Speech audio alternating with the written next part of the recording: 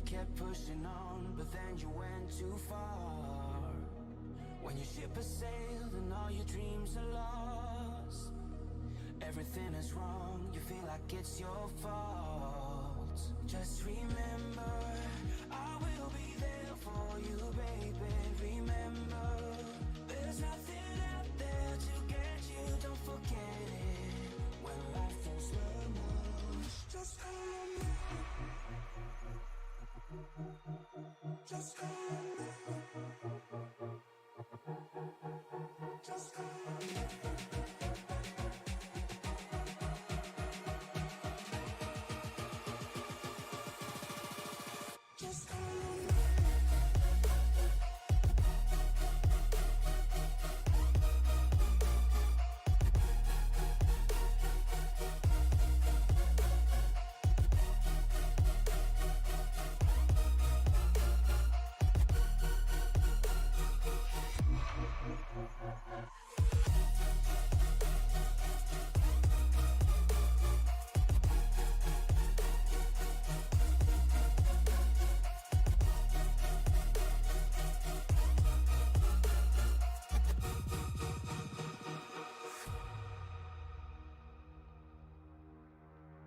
You're stronger now than you ever been. You gotta leave now, it's time to catch the wind. You will climb up high and look through the clouds, and when you're feeling low, I know you'll bounce back. Oh, and just remember, I will be there for you, baby. Remember, there's nothing out there to get you, don't forget it. When life throws lemons, just hold me. Just hold me. Just hold me.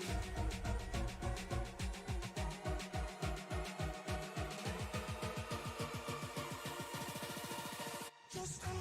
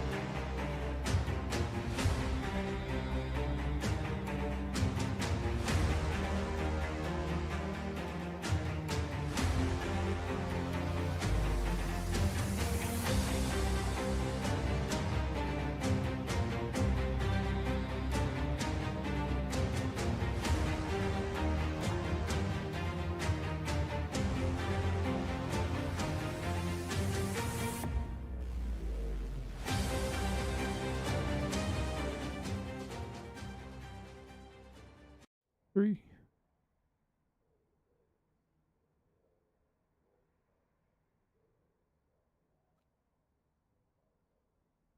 From just outside of Hollywood and Vine, that's right, ladies and gentlemen, Fontana, California, the ECR Cup Series will be making its final appearance of the regular season here because it is 125 laps of exciting iRacing excitement to determine the champion. Tristan Bailey pretty much has the championship locked up. All he has to do is take the green flag and clear one lap, but there's still third through fifth to play for in the points. Does that mean the wick gets turned up even that much more? We will find out in 250 miles of exciting iRacing action, because from the green flag to the checkered flag and every flag in between, SRM is your home for amazing and exciting iRacing action. Called in from the bullpen today from high above the track in the Tony Trapazzo Memorial broadcast booth, I am the dog father, Shane Lake, and joining me, pushing the ones and twos and giving everybody all of these amazing views, the money man himself, Mike the Money. And Mike, 125 laps here is a tall task for any vehicle, but when you have a championship implication with top five in your front windshield, I believe it ratchets up that much more. Yeah, I definitely think it does, as these guys are looking to end the season on a high note. Like you said, the championship pretty much wrapped up, but these guys love to go out and put on a show. 250 miles here at Auto Club is definitely going to be a tall task, especially when it's a nighttime race here in California. Yeah, definitely. And the one thing that these guys are all going to have to keep in mind, that back straightaway is not smooth like it was when this track was first built. The wear and tear of this place, that back straightaway is about as bumpy as anything these cars will see on any of the tracks on the iRacing service. So you got to be able to handle those bumps time after time, because you hit one of them just the right way and your night ends in the fence. Yeah, I definitely will. These guys have been pretty much all over as far as racetracks go in this chase here. I mean, you went from Kansas to Kentucky, Talladega, Texas, Phoenix, and then Auto Club. So basically everything except for, the really short tracks. But last week, Tristan Bailey kind of put an exclamation mark on the championship season. We'll see what he can do tonight, as he is right now. Looks like he's going to be starting on the pole once again. Well, that's definitely one way to cement things. Start on the pole, lead that first lap, and championship is pretty well locked up. But again, it's going to be third through fifth that'll be shuffling, because the other two drivers that were close in the standings, Colin Bollinger and Dwayne Furtick, are not here tonight. So they're going to end up dropping in the standings by the time this race is over. Yeah, they definitely will. And that also, with Dwayne Furtick, he had the least amount of incident points in the chase. So he was in line to get, a few bucks back as well just from that. Well, as these guys have hit the grid, we're going to go ahead and head on down to the track, and we'll take a look here for the first time. They get ready to roll off here.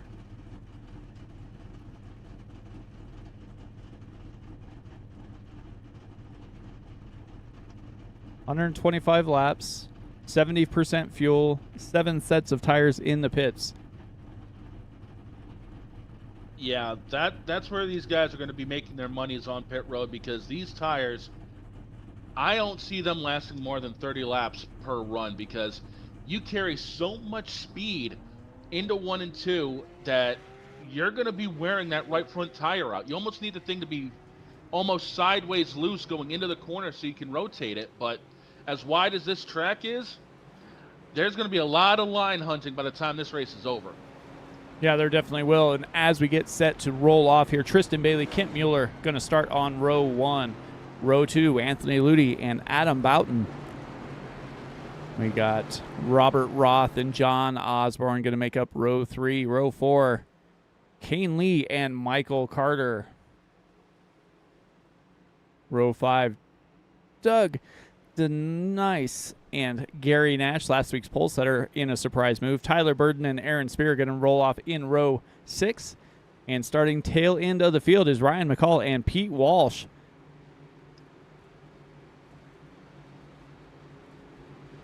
Well, for one last time, that pace car is going to be leading everybody through 3 and 4. The championship has been decided with Tristan Bailey. All he's got to do is take the green and 1 lap of it, and it's game over.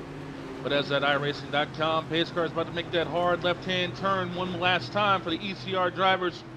This season, it's race number 30 from Fontana, California, and Auto Club Speedway. Hollywood and Vine is going to be buzzing. The paparazzi bulbs are going off. And as they enter the Geico restart zone, the green flag is in the air.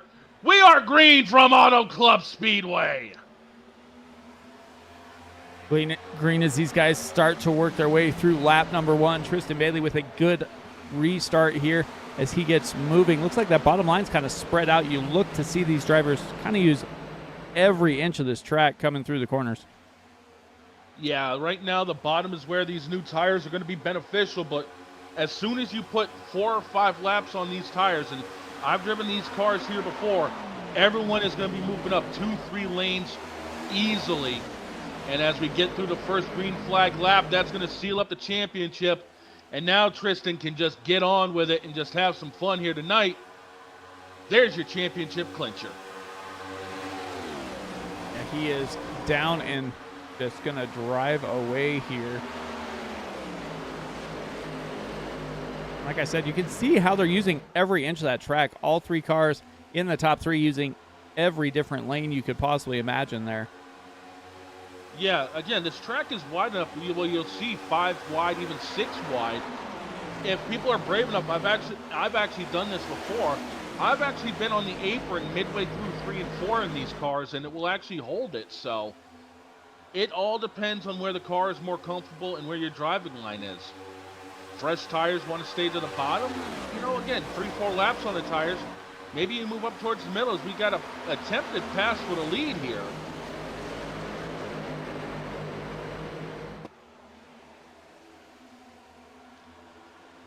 But it looks like Tristan will be holding off. It looks like that was that Kent in the 8 that tried to make that move? I think so. Yeah, Kent Mueller drove it in deep there, just couldn't quite maintain the speed, and that's going to allow Adam Boughton to get up there and take second place. And again, that's the thing. You have all this width of the track, but unfortunately, that just means there's a lot more room you can overcook the corner. So it's risk versus reward. How deep do you want to drive it in compared to how are you going to be able to get the car out of the corner? And as you see, we're only a few laps in, and already everybody's starting to migrate 3-4 lanes up off the bottom. They're trying to find their way around the track where they feel safer, I guess. Osborne running middle through 3 and 4, going to slide up almost to that outside wall on corner exit there. Yeah, and the thing is, with this track, and again, being somebody who's also run here a handful of times, you don't understand until you're actually here. Whoa, in the fence he goes. You just don't understand what happens when you really tighten up on these corners, especially 3 and 4, because that wall comes up a lot quicker than people think. Yeah, it definitely does. You don't... Oh, as Anthony Ludi goes to the high side. He went from the outhouse to the penthouse, and the elevator went up quick. Yeah, right between Michael Carter and John Osborne. Looks like they weren't really ready for that to happen here 6 laps in. And Adam Boughton has the lead here, running that high line. Tristan Bailey down on the bottom, trying to get it back. Yeah, I think Tristan may have not liked how his car was feeling on the top and decided to get back down towards the bottom. But unfortunately, the one thing that the top lane will have every single time, it doesn't matter what track it is, momentum. And that's what allowed Adam to get the lead.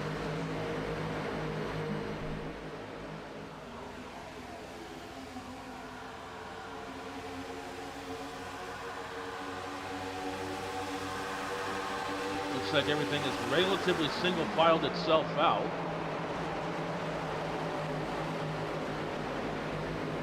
Yeah, everybody's staying pretty much single file down the straightaways, then they'll all fan out going into the corners, get back in line as they head down the backstretch. And the thing that this track, again, with these cars, there's not a whole lot of off-throttle time with these cars. And, you know, a lot of people may not like that. I'm one personally where, you know, if I'm driving a place like this, I need to be able to have a lot more control of what I'm doing. Or else it's literally like being stuck up against something. I mean, it's almost like iRacing with these cars in a way.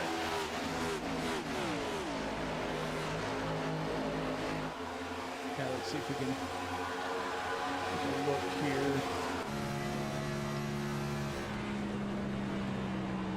Just off the throttle, just about, I'll say, look, maybe not even halfway through the corner, just enough to kind of burp the car and get it to sit down there. And then he's right back on the throttle once again. Yeah, it was about 3.5 seconds of off throttle time. And that's just, you know, right there it was even less because he was up in the high groove. It was about 2.5 seconds. So, again, it just depends on what groove you take, how much you're off of it. But still, this is California turned into a momentum track. Granted, there was a lot of great racing here, but, you know, with these cars, it's definitely different, to say the least. I mean, you'll see races with, like, the Gen 4 cars or the 87s where they're off the throttle almost 3/4 of the way through the corner, but when they pick it up, you know, the car lurches. With these things, it's more momentum-based. Yeah, definitely seems that way. I kind of wonder what it would have been like if they brought the cars back here, you know, instead of tearing down the track.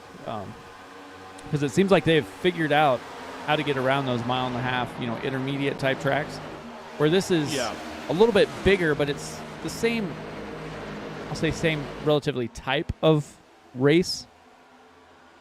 I mean, you look at what they do with Michigan, you would have to think there'd be a lot of aspects of what they got done with Michigan that they do here, but at the same token, it's the groove is a lot wider here because you see it's literally from line to wall that the groove is. Michigan, it's nowhere close to that. So yeah, there's a couple different aspects, but I think a lot of what you see at Michigan would be what happens here.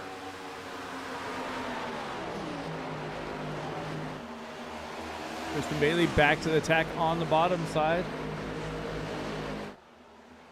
Yeah, closes in just a little bit there.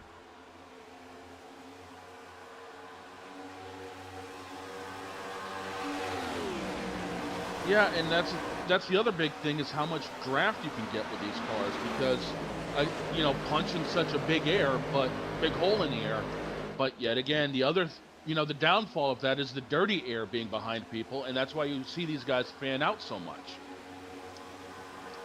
Yeah, that's one thing that we have heard almost every week here in ECR is just how bad that dirty air is. You could pretty much, if you were leading, just dump a bunch of dirty air on the car behind you and maintain that lead. Yeah, and that's the biggest thing is, especially with the 1.5s and the tracks like this, being out front is king. And once you get out there, you could pretty well determine the entire race.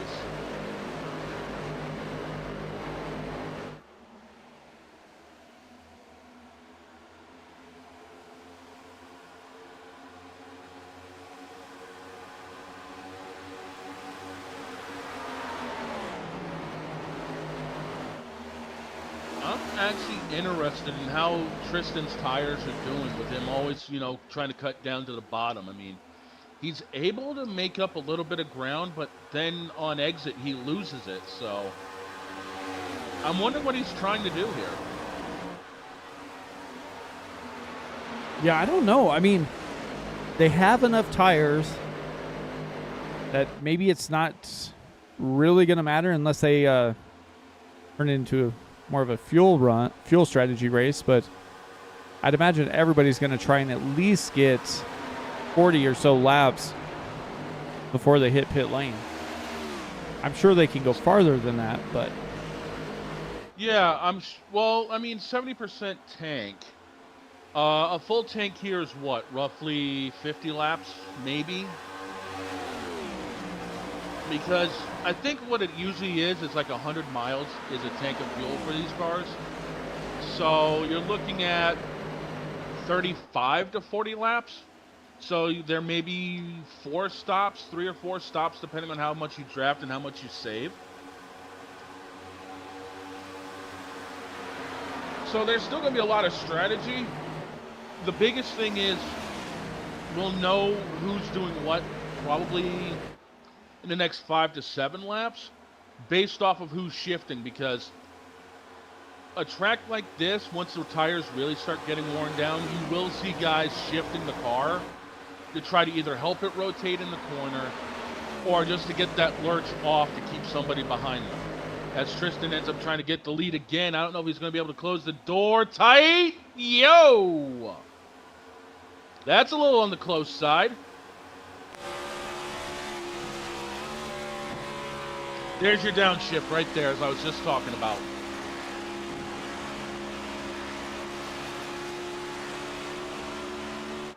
This is why there's a former driver that's talking about this. I mean, that's what I would do. For once, Tristan actually made me look smart. I'll say you almost have to downshift to keep momentum in these cars. And that's the other thing is downshifting also helps the car rotate. These cars are so much more built off engine RPM and the transaxle, because all of that just helps the car rotate in the corner. So here we are.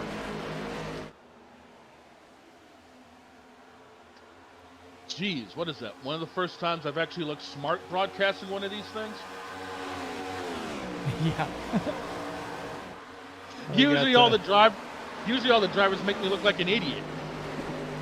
I got Dwayne Furtick checking in, saying that he wants to say a huge thank you to all the admins of the ECR and all the work they've put in. And congratulations to Tristan on the championship. Wish you were here running with him, Dwayne. Maybe we'll see you next season, buddy. And Snowman Multimedia also was checking in the chat. Hey, my boss checking in. What up, Snow?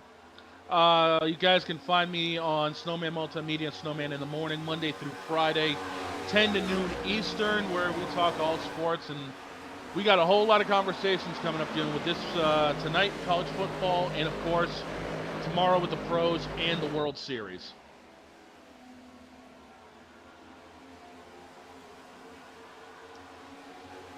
Yeah, the World Series, there's a guy that's going to get a ring no matter who wins, even though he only spent like 2 weeks with one team and I think not even a week with the other.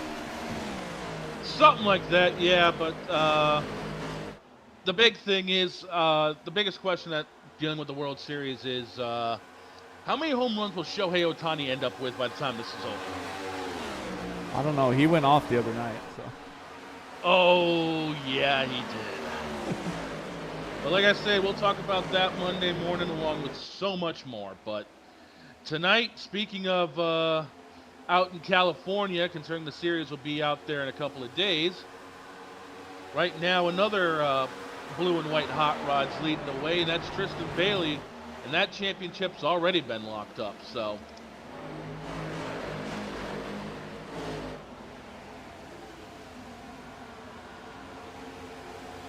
taking a look at the lap times, they have slowed down roughly 4 to 7/10 of a second.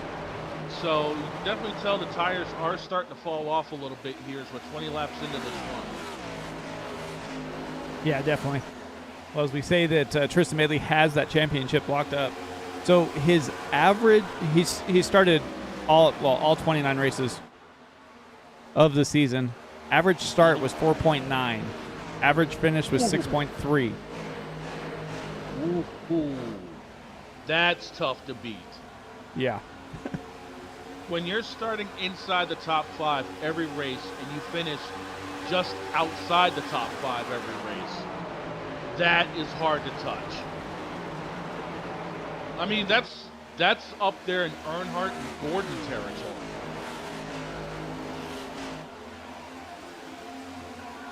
Yeah, he was, according to Sim Racer Hub, his average driver rating was a 95.3, 5 points better than anybody else this season. So he definitely put in the work and deserves the championship here as he's driving away a little bit. John Osborne back in second. A 95.3, that's insanity. Wow. Looks like Osborne's going to try to use the high line to get around him, and Tristan's more than willing to give it to him.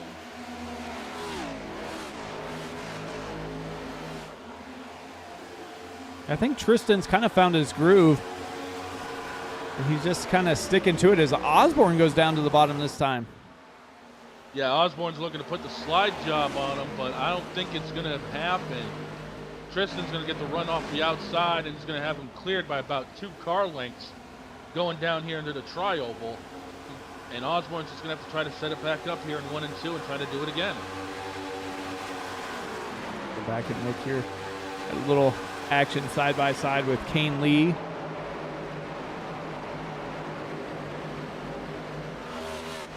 Gary Nash, and looks like Doug DeNice back there as well. Yeah, and it's looking like they just about have this settled, but I guess Doug decided to try to make a move here on the inside. He's going to make it stick going past Kane Lee, so move Doug up inside the top 10.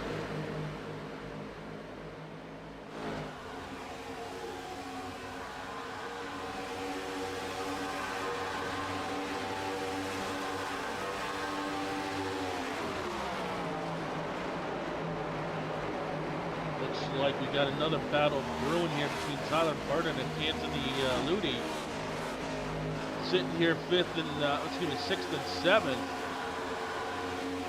One of the closest battles we have because everything else is pretty well single filed out.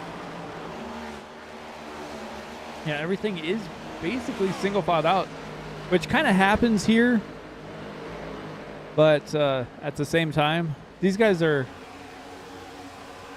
pretty close on speed too, a lot of them. Yeah, I think it's literally, if I'm looking at the tower correctly here, there's literally maybe inside the top 10, there's only about 0.3 of a second differentials time-wise. Everything from a 39.7 to a 40.05. And the rest of the guys are clustered in the 39.8s and 39.9s. So it is really tight right now for a lot of positions time-wise.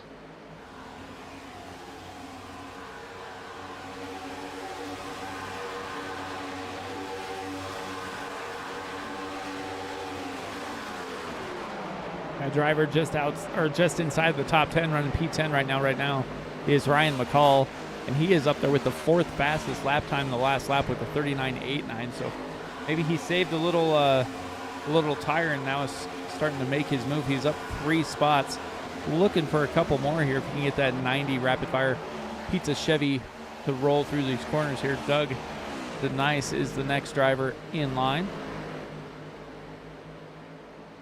Well, we've been looking here. Tyler Burton actually did get around the 95 of Ludi, so move him up to 6th. But Ludi looks like he's going to try to make a move going into turn 1, but I don't know if he's going to get it done. He's going to try to use the high line to get the momentum, but I think it's a little too little on that one, as he's going to fall back by an extra car length or 2. But right behind him, we were just talking about it, looks like Gary Nash and Doug DeNice are actually going at it here pretty hard too.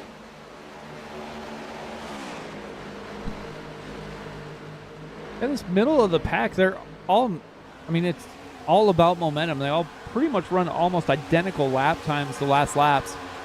So it's all about who can get that little bit of momentum to try and carry them through on the pass, as Gary Nash looks to try and get by Ludi as well here. Yeah, again, we were talking about it about 15 laps ago. It's about who wants to drive it into that corner just a little bit deeper and try to either get alongside or make up the ground and just try to keep using the momentum to try to get around somebody. DeNice there almost got into the side of Gary Nash. Luckily able to pull off and spread out once again, almost 3 wide back here. Oh, they're going to try to get 3 wide here, but Ludi decided to chop down to the inside and give, looks like he ended up giving Gary a little bit of room to work with here.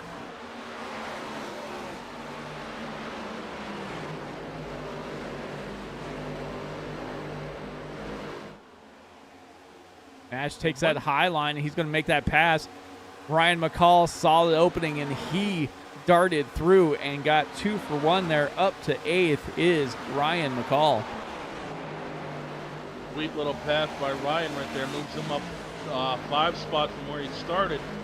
But I'll tell you the one thing we haven't talked about yet, track conditions. It's about 70 degrees air temp, about 73 degrees on track. So these guys do have a lot of grip at their disposal. But even still saying that, these tires have started wearing out as we do have a battle up front. Looks like John Osborne has taken a lead from Tristan Bailey. Or at least they're battling for it. These guys are going at it pretty hard. Yeah, side by side. Osborne looking to try and lead a lap here. Oh, is he going to get the job done? He can't slide up. Bailey's going to have the run coming off the high side. They're going to be door to door going back into turn 1. Mind you, these guys are doing this, and they actually have, if I'm looking at this right, a 2.5 second gap on third place, Adam Boughton. Go figure that one out. These guys are battling hard, and they're still pulling away from third place. Well, and as you said that, pit stops are going to happen momentarily.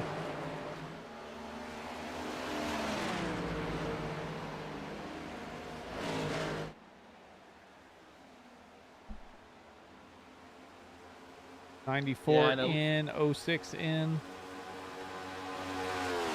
So 32 laps.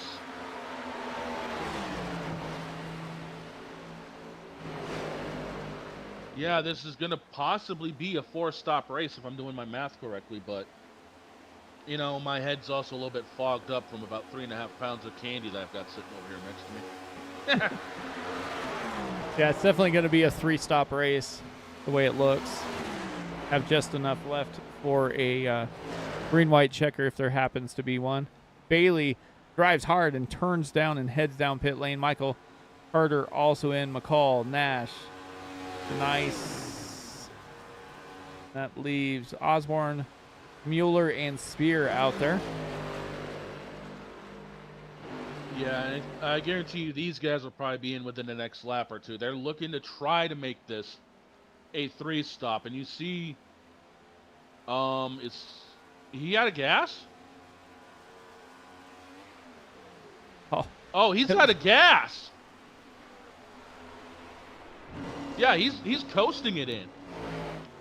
I don't know about this, boys. Oh, he's shutting it off and turning it back on.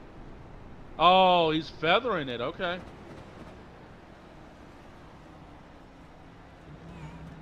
Yeah, he just turned it back on. Wow. Gave us a little bit of a scare there. I mean, it's easy to run out of gas here in Auto Club, so. And right here, 2 things. 1, did you see how bumpy the track is coming off pit road? And 2, time of day right now, these guys have got a nasty glare going down the back straight.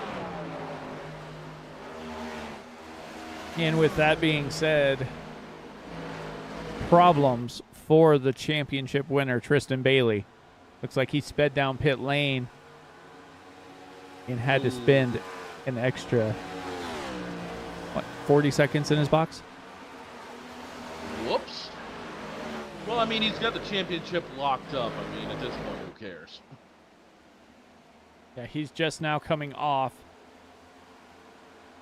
Just in front of Adam. Boughton there.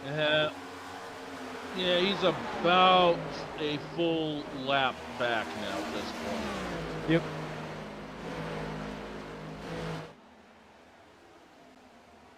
And unfortunately, that's going to be one of those where he's either going to have to fight hard to stay in front of the 94 or hope that no one else goes a lap down. Well, I imagine since he's out and back up to speed, he should be able to stay in front of the 94. We saw him battle back and forth multiple times, so I'd assume that while inconvenient, he should stay on the lead lap for now. Yeah, I mean, it's not like he's holding the 94 up. I mean, the 94 can actually benefit from the 9 being in front of him by, you know, just using the draft, because I think it's roughly about a second or so you can fall back of a car and still pick their draft up with these cars. I mean, again, it's not the 87s where you can be 2.5 seconds back and draft off of somebody, but I think it's about a second, maybe a second and a half, you'll feel the draft from these cars. So the 94 could actually use the 9 to his advantage and maybe save just that little bit of extra fuel for, you know, maybe another stop or two down the road. Yeah, that's definitely something that could happen. And as we're watching the leader here, Michael Carter got a black flag for too fast exiting pit lane, so he is back on pit lane serving that black flag. Well, speeding penalties are easy to do also here because while it's a bit of a harder entrance to get into, you can still get the car slowed down. I mean, it's not like it's Las Vegas or Kansas or places like that where you have such a rough transition going down. But you can still really screw yourself up because you carry more speed than you think where the pit line is. And that's what can bite you, is how fast pit road speed approaches. Yeah, definitely can. And as we're looking at Adam Boughton here, I want to say that I believe his team, Revolution Motorsports, has locked up the team championship as well. Hats off to them. Going to be, you know, Aaron Spear, Boughton, Denise Mueller, and Michael Carter. Yeah, those boys put in a lot of great work this season, so championship is well deserved for sure.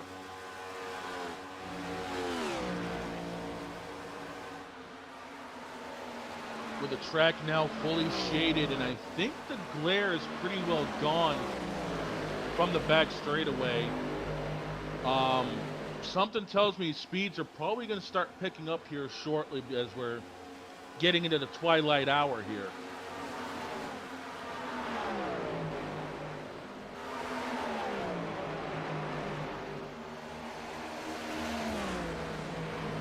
Tyler Burden and Adam Boughton both pitted early. They pitted on lap 32, and they are currently 1-2 right now. Yeah, which tells me they feel like this might be a four-stop race for them because they might have to come in, you know, with about 7 or 8 laps to go and try to get an extra splash of fuel, which is why, you know, I alluded earlier that maybe the 94, if he had the chance, would just kind of stay behind Tristan and just try to use him for a draft to try to save that extra little bit. But he's fallen off now to the point where he won't be able to sniff the draft, and now he's going to start using a little bit more fuel than what he was earlier.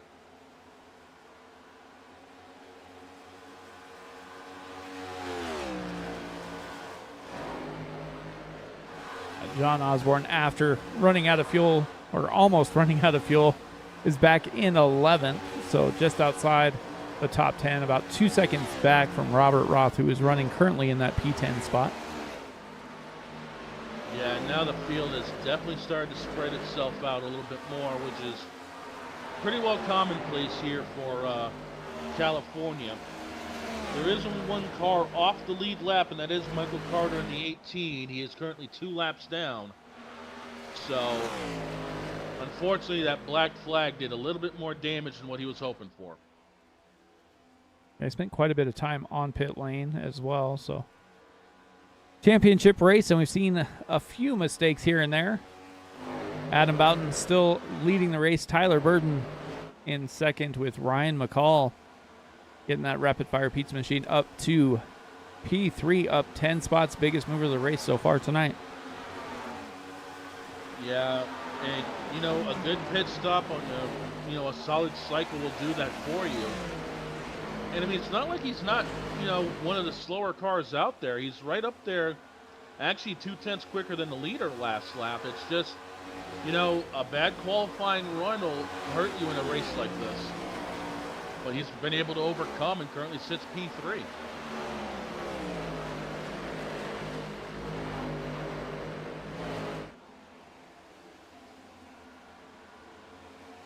And Tristan Bailey's running pretty good. He's got about a 2-second lead over Adam Boughton back there. So should be safe to stay on the lead lap for now.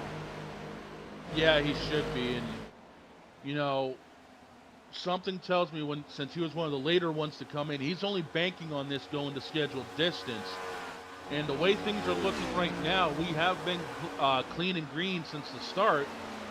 And the other thing I've noticed, the lights have started to come on around the speedway, which means track temp will be going down and speeds will be going up. Yeah, the air temp has dropped to 68, track temp down a couple degrees, just north of 70 degrees here. So look for that to slowly start to take effect. Yeah, you'll definitely notice it more after the next set of pit stops because, again, once the track gets fully covered in the lights, it's just going to pick up that much more speed. So what we see now for lap times, I got a feeling there's going to be some guys that will run sub 39 by the time this race is over.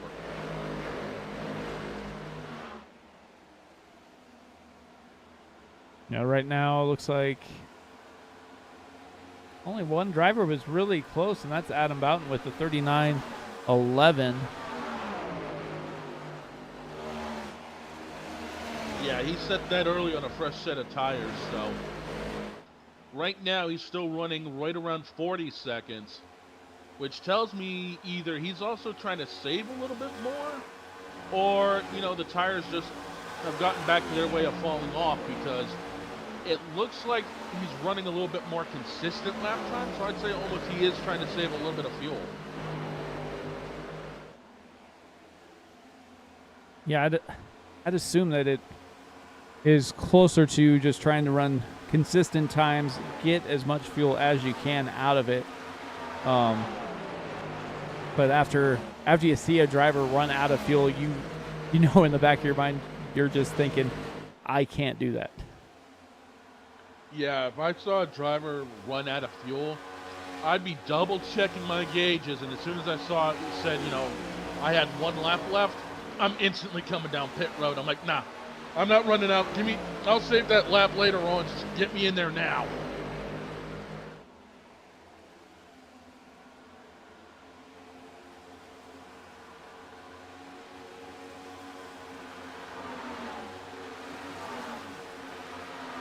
Well, with that being said, we'll step aside here. We'll go side by side. You won't miss anything as we take a quick break here, pay some bills, let these guys show their sponsors some appreciation one last time here on Sim Racing Media.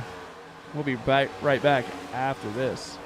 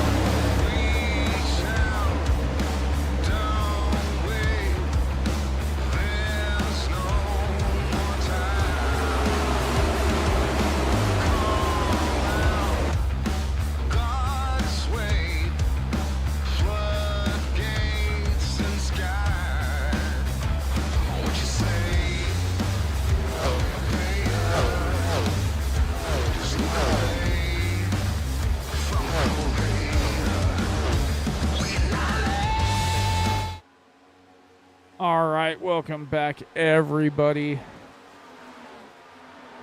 Didn't miss much as we were away.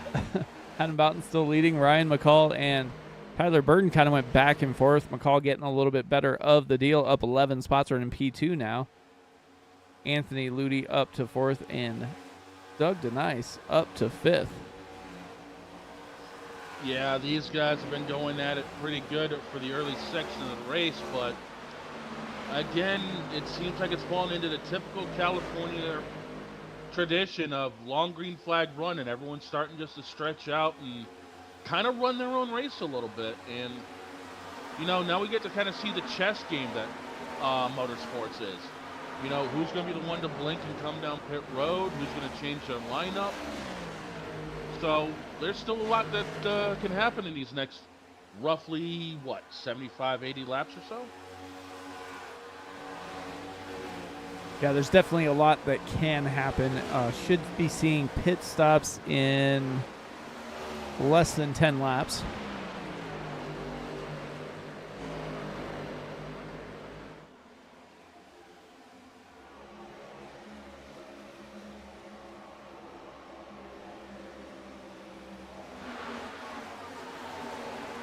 Who else we have some action on track? Looks like back here, John Osborne trying to get his race back on track after a little bit early snafu there. He is inside the top 10 now, running P9. Yeah, after shutting the thing off and coasting halfway around that final lap, trying to save enough fuel to actually get down pit road. Seems like he's actually kind of got the car back up to speed, and he's making his way back up through the field.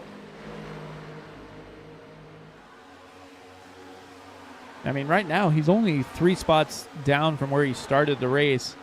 He's got Kane Lee and Kent Mueller in front of him, so could be on the move pretty quickly here. Yeah, and again, as I'm looking down through the tower here with pit stops looming, once again, just a lot of these times are in clumps of 39.87, 39.97, 39.96. All of these guys are literally within, and I'm looking at the top 10 cars right now, right there within 0.3 of a second of each other. So if there was going to be a restart in this race, it would really tighten everything up. Yeah, the fastest 5 right now on track are going to be John Osborne, Ryan McCall, Kane Lee, Aaron Spear, and Kent Mueller. John Osborne with the 39.74.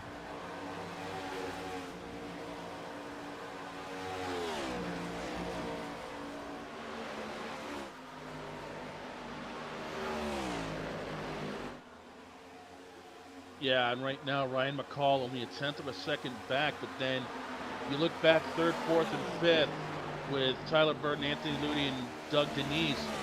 Those guys have themselves pretty well separated, as well as Ryan McCall takes the lead. But Adam Bowden is fighting back on that outside. Can McCall make this move stick? He's going to have to drive it deep into turn 1. Adam's going to make that 94 car run the high wide and line handsome. And he's going to try to get it coming off. They're going to be door to door going down into 3 and 4. And right now, I can guarantee you, Bailey's looking in his rearview mirror saying, you boys keep doing that. I'll just keep driving away from you. McCall still can't get that slide job done.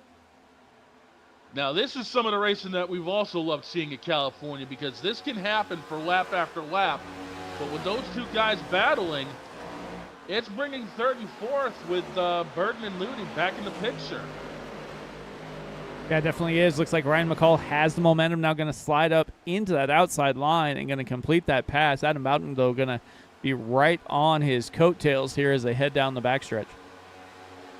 Yeah, he had to stand that car deep into the corner to make that move stick. So, you know, again, we talked about it earlier.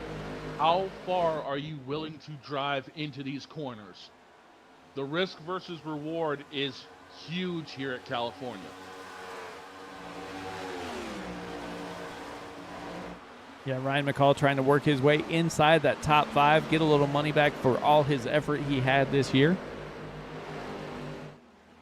Oh yeah, the top 5 do actually pay out in this league. Huh. It's time to get some of that money back, boys.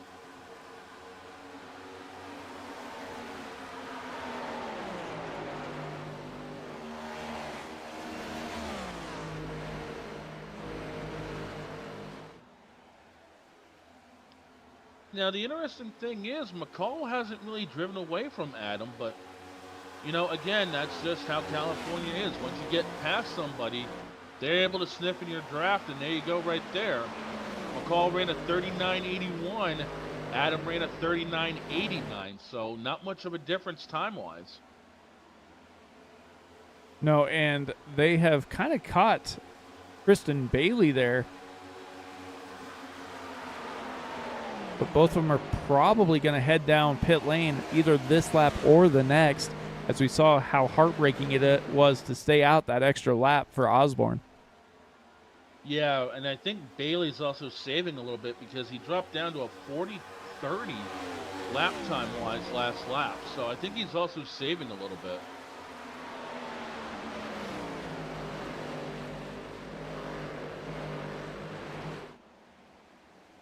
Robert Roth, first one down pit lane.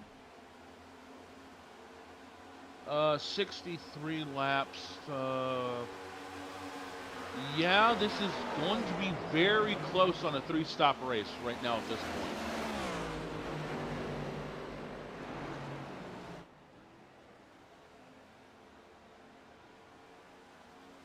Osborne, Burden, Ludi all come in. Yeah, those were the ones that came in early the first time and then decided to stay out an extra lap this time. So they might be hoping that with it going green the entire way that, you know, they'd be able to make it on the number to 125.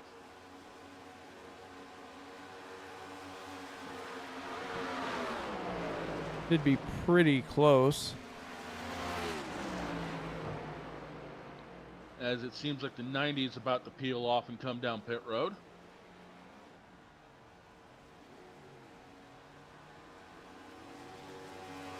And it looks like he brings one more with him behind him.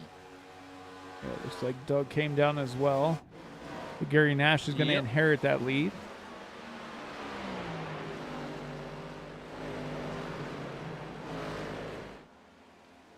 You know, the one thing I'm noticing tonight also with these cars is we're watching them go down the back straightaway. A lot of these guys aren't really getting upset over the bumps. So whatever setup is underneath these cars tonight is actually able to handle the bumps better than what I've seen for even official races here. Yeah, it seems like they have that dialed in fairly well. Kent Mueller going to take the lead. Osborne still staying out. Probably definitely coming to pit lane this next time then. More than likely. I mean, he's probably making sure that he can get past 125 dealing with the next pit stop. So he's trying to extend that window just a little bit more. But I mean, again, we were seeing how bumpy pit road was coming off. You're not seeing all that many bumps here down the back. And, you know, I've driven truck races here. I've driven Xfinity here and the Cup. Normally that back straightaway, you will see the cars banging around. And even under the lights, I've seen these Cup cars before actually sparking going down the back straightaway. So whatever they've got underneath this car is better than most official setups.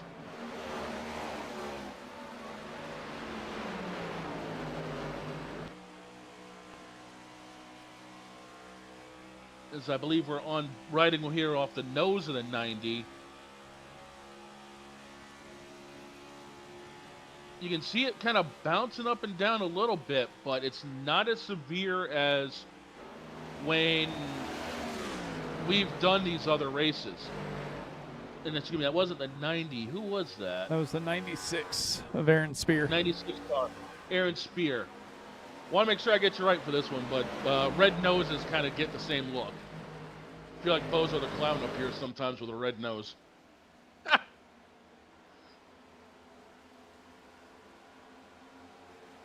But with this pit cycle coming to an end, it's going to bring the 94 back up to the front.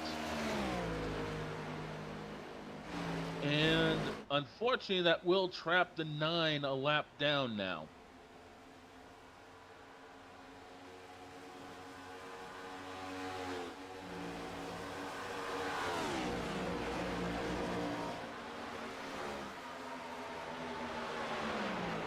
Yeah, the 9 stayed out a little bit longer than he probably should have. He probably should have tried to come down with the 94, but that would have helped him stay on the lead lap. But right now, he is the first car a lap down, so if anything unfortunate were to happen, he would be able to get that lap back. Yeah, but I really don't see anything unfortunate happening right now because the way this field is spread out, the way this race is gone, I have got a feeling that we're going to end up seeing the checkered flag before we see a yellow flag tonight. Yeah, that's probably true. Now that I've said it, though, something tells me some of these guys probably want me to stuff my face in this box of candy and shut up for a while. Don't jinx us! Oh no, they're all spread out pretty far. Got a decent battle here for second between Tyler Burton and Ryan McCall, teammates here. Yeah, and I think Tyler's got a little bit more speed than that 90 car, so I wouldn't be surprised if he puts the move on him here, either coming out of 2 or going down the back straightaway to try to pick up second place.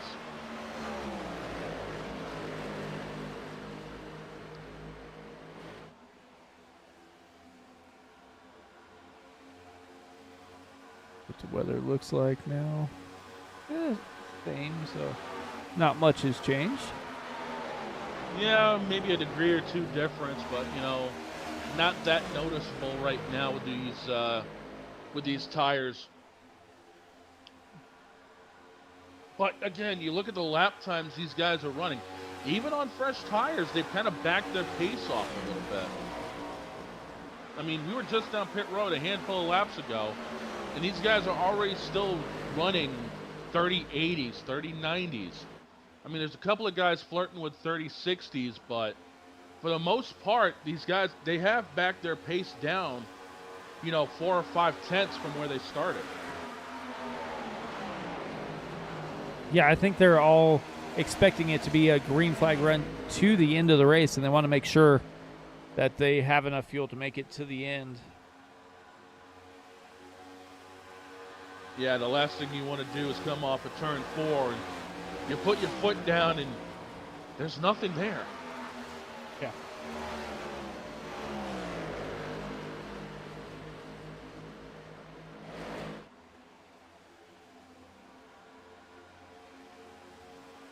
Martinsville race is over for the Xfinity. Who got punted out of the way and how big of a wreck did we have at the start-finish line? I don't think we did. You mean to tell me we actually had a clean finish for once? It looked like What is going on this year? I don't know. It didn't say anything about a wreck or anything. The guy who was leading 13 laps ago won the race, so. Tanner Gray actually pulled one off. Yep, Taylor Gray did. Yep, Taylor got in front of Sammy, and looks like he didn't look back, so. Yeah, and the top 4 for Phoenix are going to be Kvapil, Allgaier, Zilich, and Jesse Love. Wow.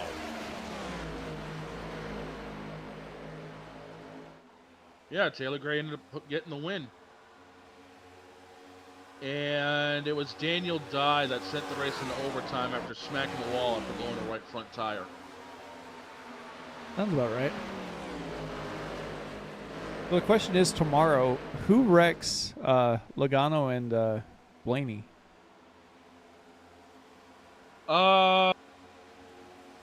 Watch it be a Hendrick driver to do that. I mean, I wouldn't be surprised. Because nobody wants those Penske drivers going to Phoenix. Yeah, nobody does. Actually, I would laugh if it was Denny Hamlin that did that, to be honest with you. Yeah. I mean, I'm not exactly a fan of Hamster, don't get me wrong, but I would just sit back and laugh like, you gotta be kidding me.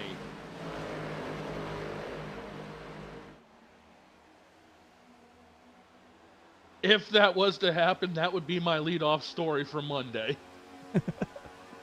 Well, Tristan Bailey able to make quick work and get by Adam Boughton, so he's back on the lead lap the hard way. Yeah, and I think the reason for that was lap speed, because he's not holding anything back. A 30.62 compared to a 30.82. You keep doing that over a handful of laps, you'll pick up where you left off. So he'll be out in front of him, and he'll be cruising for a while, going into the final set of pit stops.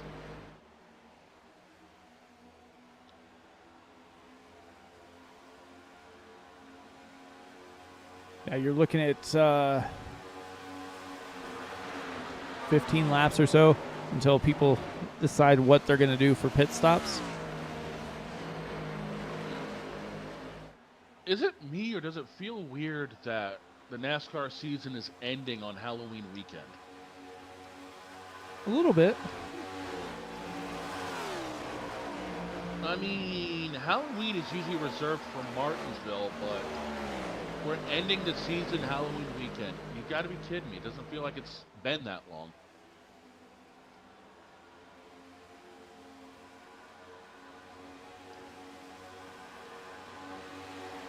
Meanwhile, as we're taking a look here at Anthony Ludi and the rest of the field, checking in on everybody here, it looks like everyone has relatively spread themselves out. I mean, a couple of close battles currently going, with, I believe that is Robert Roth. With Roth actually battling here right now. Spear, Roth, and Walsh currently just inside the top 10.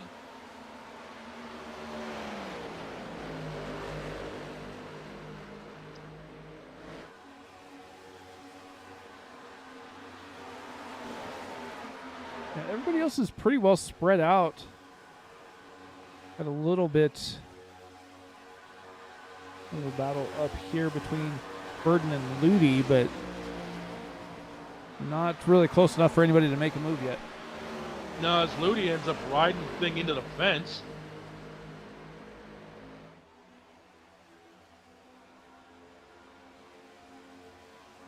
And I think the 94's pace is backed off enough to the point where he might be trying to drag everyone just a little bit closer to him.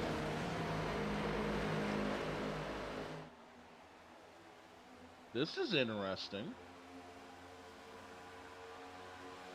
Take a look at something here. Yeah, he has backed his pace off 0.2 of a second. 30.95 compared to a 74, an 87, and a 99. So he's backed himself down pretty hard here compared to everybody else. Yeah, it definitely looks that way. To kind of look at the race recap, 81 laps complete of 125. Adam Boughton is currently leading the race. We've had 13 lead changes, most of those brought on by the pit cycle, but still a pretty decent number. 13 lead changes, 14 cars on the track. Yeah, pretty much everybody's had a chance to go around and pick up a lap led. So that's just how competitive tonight's been for these guys.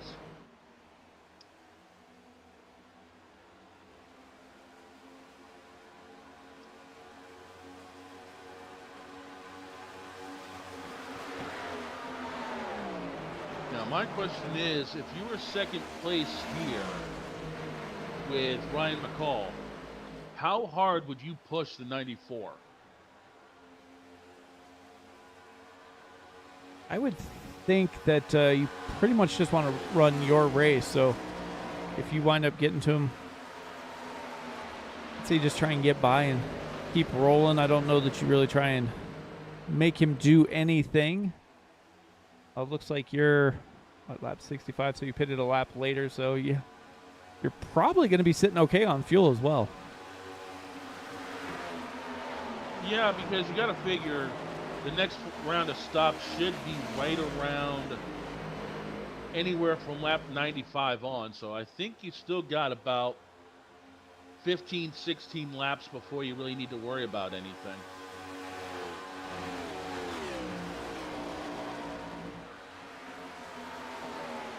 It also seems like they're running relatively similar lines, give or take maybe a lane. So, again, it's one of those, and it looks like Tristan's just either got loose or is trying to get out of the way, one of the two. Yeah, it's maybe trying to break that draft, not let the 94 draft up to him, as he's not that far in front of him at the moment.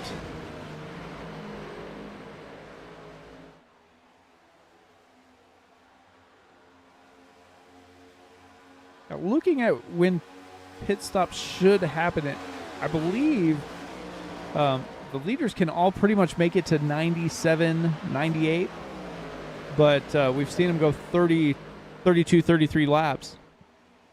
So who is going to maybe try and take a little bit of an undercut and come in, say, 94, 95, and make their way towards the front and get that track position? I mean, yeah, if you come in 94, 95, you're still going to be good enough to get to the end. So now it's just a matter of how willing are you to actually make that move.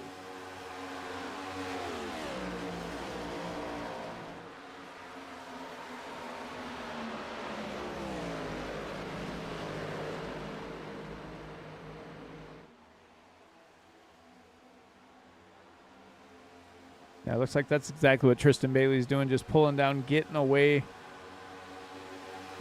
from Boughton there. Even almost a lap down, still trying to do what he can to change things up a little bit as we have a possible battle for the lead here.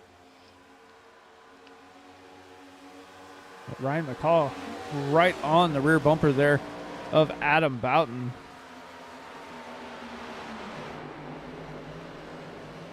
I wouldn't be surprised if he actually kind of pushed him into turn one a little bit there, sent him up the hill a little bit.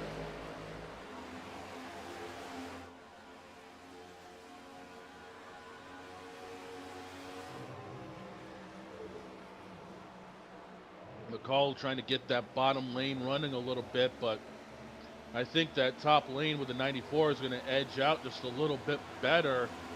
They're still going to be door to door coming down in, and there you go. McCall's going to have to reset going into turn one. Yeah, and Tristan Bailey just ran his almost slowest lap of the race there. Yeah, I think he just got out of the way of everybody, realizing what was happening. So championship move right there.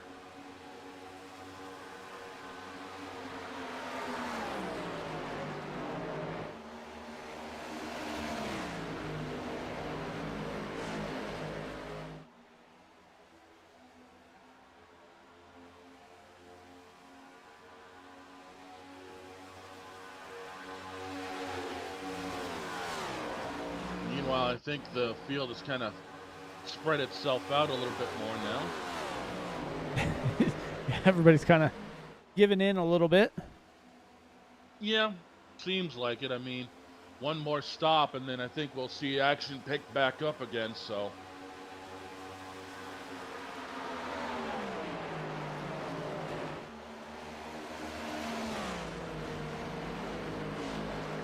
But who do you have winning the race tomorrow?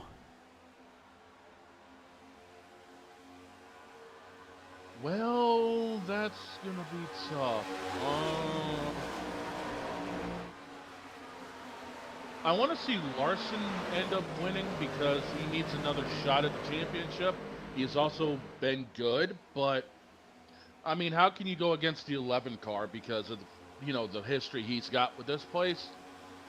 But I do have a dark horse, and I'm going to call Chase Elliott as well. Chase needs to have something big happen, and I think this will be where it happens for him. I was going to say, I think Chase Elliott has to win, and I think he has the ability to. And I think with his crew, I think he'll figure out a way to make that happen. Yeah. I kind of and I would bet that Larson probably is going to get locked in as well.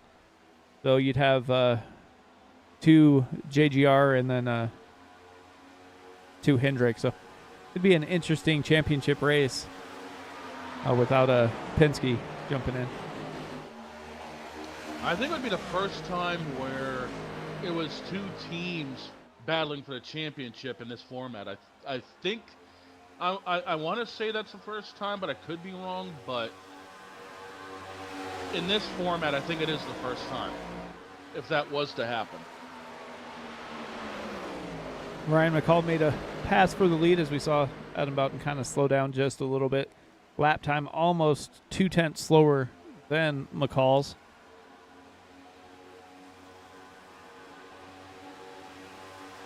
Yeah, it looks like these guys are still got a lot to battle for here as we're getting around to this final round of pit stops here. We are coming into the waning laps of this race. We're just over 30 laps to go. It looks like about 33 laps to go. So they're about ready to make their final round of pit stops.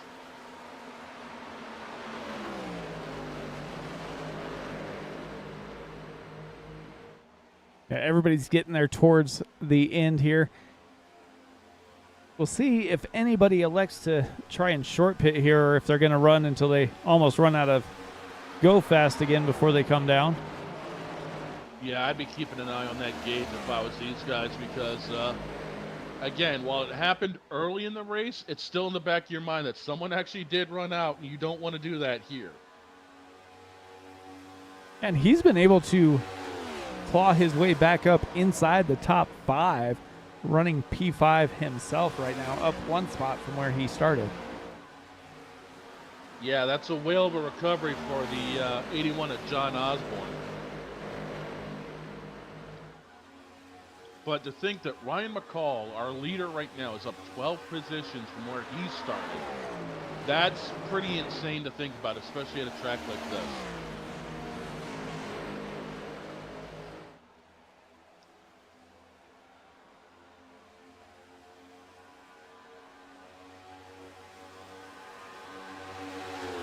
Looks like Tyler Burton's starting to make a pass here for a second.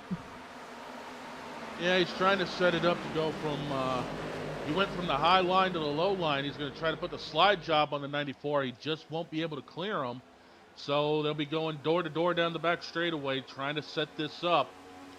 And I think Tyler's just going to have to send it in deep yet again, but the 94 is going to send it in even deeper. And is that going to cost him? No, I think the 94 will be able to pull us out. Oh, the 90's pitting. Yeah, Tyler's pitting, that's why. The 06 is coming down pit lane, so going to be one of the first drivers down pit lane. 30 to go here in the ECR championship race from Auto Club Speedway. Yeah, first one to blink, so could this be the race-winning move? He's going to be able to get 4 fresh ones and a full tank, so this could be where the dominoes start falling.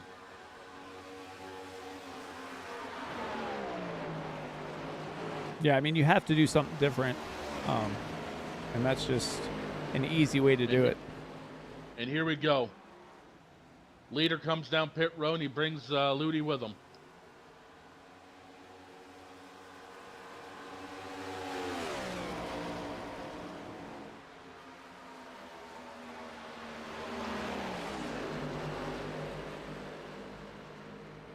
I'd assume that Boughton's going to come down this time by. Oh, more than likely. He's probably going to let Bailey go. Right there, you can see him kind of get a little further away to kind of make sure he's got a little bit of space. So, yeah, he'll be coming down pit road this time.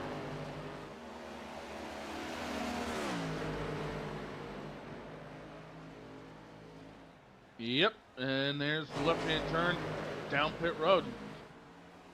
And here comes Osborne with him. Osborne coming in hot. Well, hopefully you get it down to 55. Doesn't need to get pinged again.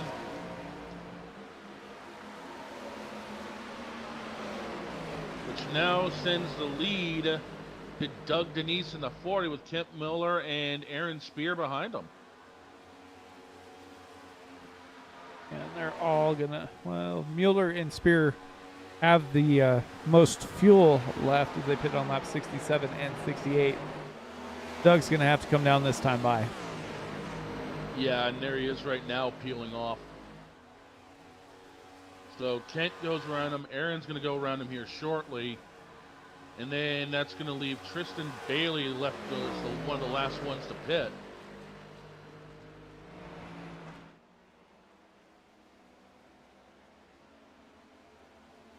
Bailey has got to be hoping for a caution flag. Yeah, something.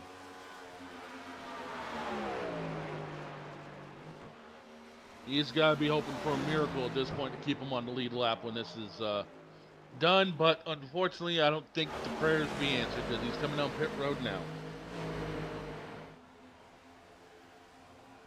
Down pit road.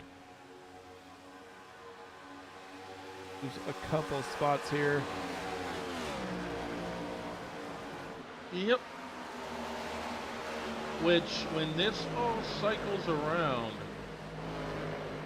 is actually going to put Tyler Burden in the lead.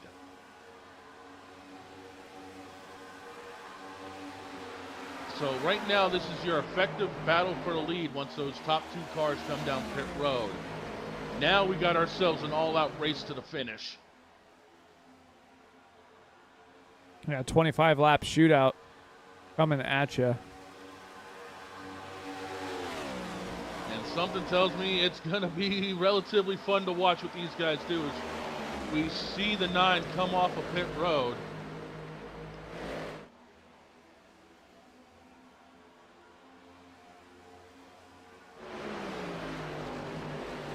As we're just waiting for the rest of the field, it's going to be Aaron Spear, the last one to pit. Mueller went down pit road already, so right now Aaron has a 29-second gap to the 06 here, so maybe he's hoping for a caution. Fastest you can be on pit lane looks like about 49 seconds. So yeah, he's going to come out relatively deep in this field still. Now we got ourselves a 3-car battle because here comes Ludi. He's going to try to stick his nose in this battle.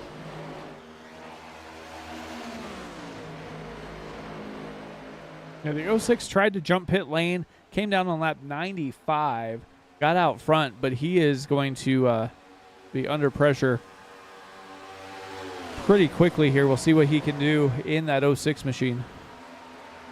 Yeah, as Adam ends up taking that 94 to the top, he's going to try to rim ride, get around him. He's going to try to build up the momentum, try to either get in the draft and stick it down to the bottom here in 3 and 4, or if he knows that, oh, there you go right there. Sticks it right to the bottom and just sends it in. And coming out of 3 and 4, these guys are going to be side by side. And Ludi right now, as he bounces it off the fence, is trying to stick with him.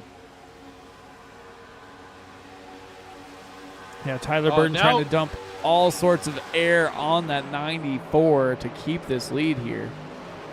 Yeah, but unfortunately, 94 is going to stick it straight to the bottom.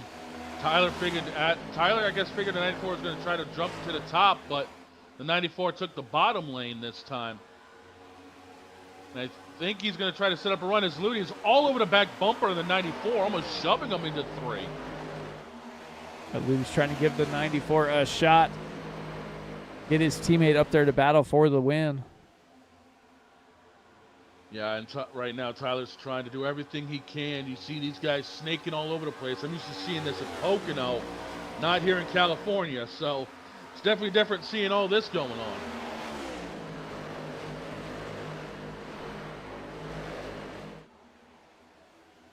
Burden hanging on that high line. Bowden almost tried to duck in there. Yeah, he almost tried to duck in, but realized he was right alongside the quarter panel.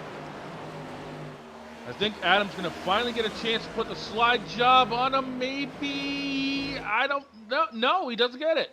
Doesn't have the chance to get back up there as Tyler gets the high line rolling again. This battle is still waging on.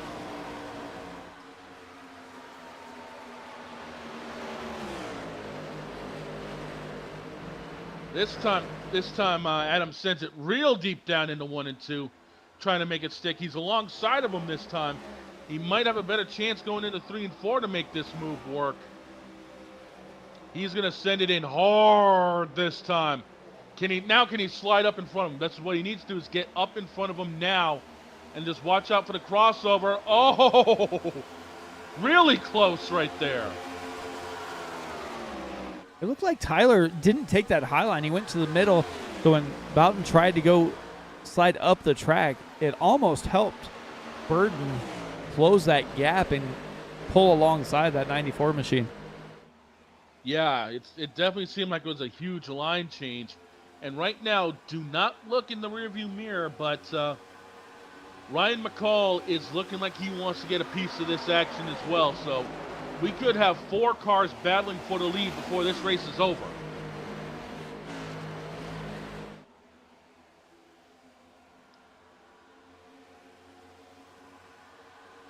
Yeah, 19 laps to go.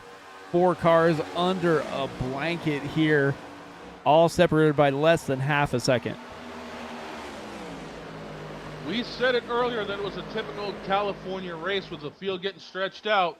Once again, it's a typical California race with a close finish coming. How many times did we see guys like Johnson and Harvick win a race here where it was a close finish, within the final 10, 15 laps? We're about to get another one tonight. Yeah, all these strategies coming to a point.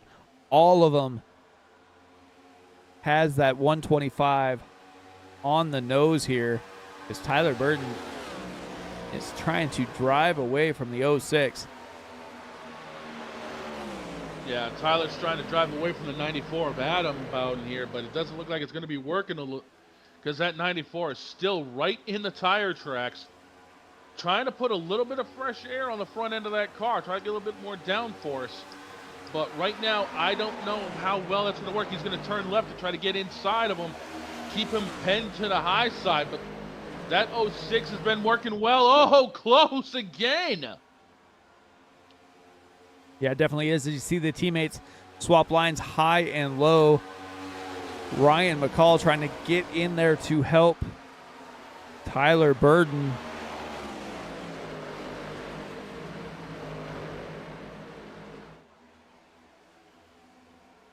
Makes the pass for P3.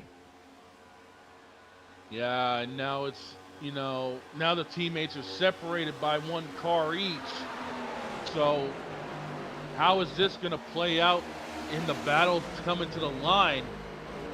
As Adam once again tries to get a run off the bottom. It doesn't seem like it's going to work. Everyone chasing everyone right now.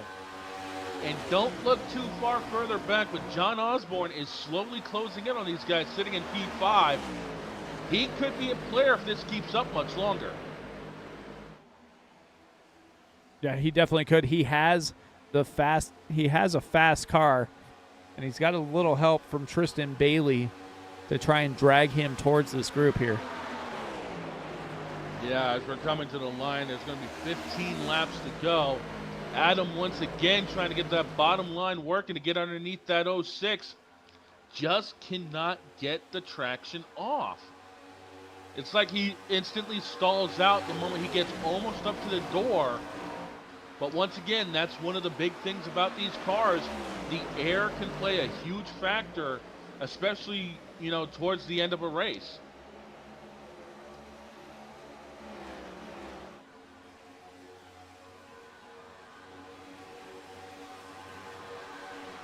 Drives it in deep once again.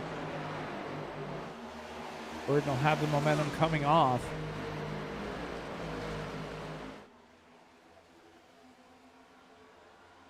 Big crossover move right there.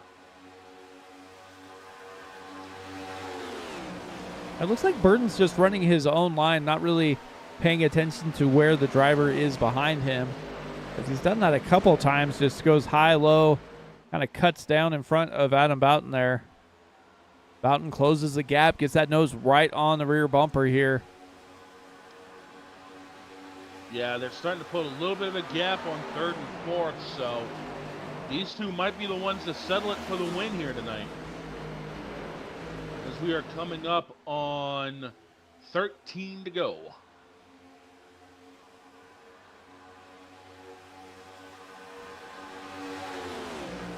$13 to go. 0.13 of a second separate the top two. This is going to be one of those crazy California finishes. I wouldn't be surprised if we see it side by side to the line. Yeah, definitely as Tyler Burton breaks the draft there a little bit. Tries to get a little bit of a gap going in through the corner.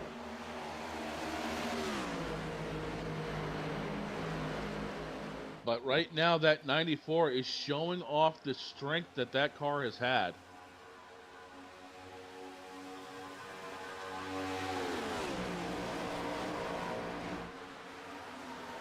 Yeah, you see the 06 driving all over the track, using every inch of it. The 94 staying strong in his line and not moving too much of anywhere, just kind of staying right where he is.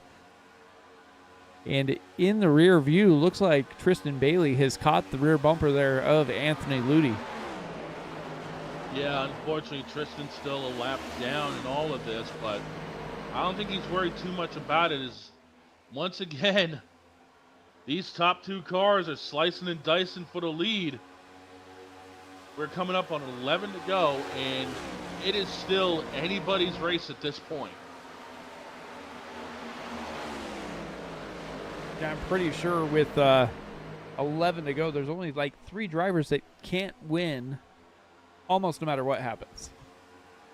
Other than that, everybody else can. Yeah, and you know, the only way this deck gets shuffled worse is if there's a caution late. And while I said earlier I don't see it happening right off, as the flagman puts 2 handfuls out over the flag stand, anything can still happen here. I mean, the leaders could get together with all this shaking and baking they're doing. So anything can still happen here in these next 10 laps. Yeah, everybody else is pretty well separated here. Just these leaders are, within, less than half a second, the top 3 guys. Yeah, Ludi's kind of falling off this train a little bit. He could end up back in the clutches of Osborne sitting in 5th. Meanwhile, the 94 and 06 are still trying to figure each other out as we come to 9 to go. Now they start chasing each other a little bit more. Yeah, inside, outside, everybody trying to figure out where they want to be. Yeah, if you've had anything left in the tank, throw it out the window and hope you don't hit the anchor on the way by, because now you're starting to really put the pressure on. Don't look now, but Osborne is looking to get around Bailey to try to set up Ludi to get in the 4th.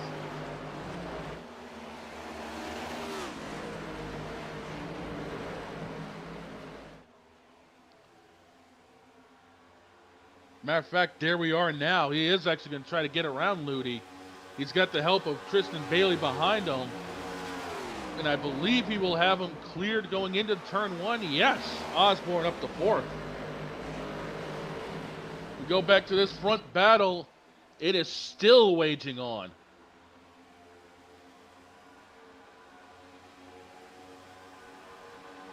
That gap has been pretty well maintained. It'll close a little bit, but Tyler Burton keeps coming out. We have a yellow flag out. Well, I did say a yellow would shake things up. Looks like now, it involves Aaron Spear. Oh, what happened here? Did he get help? Did he get loose?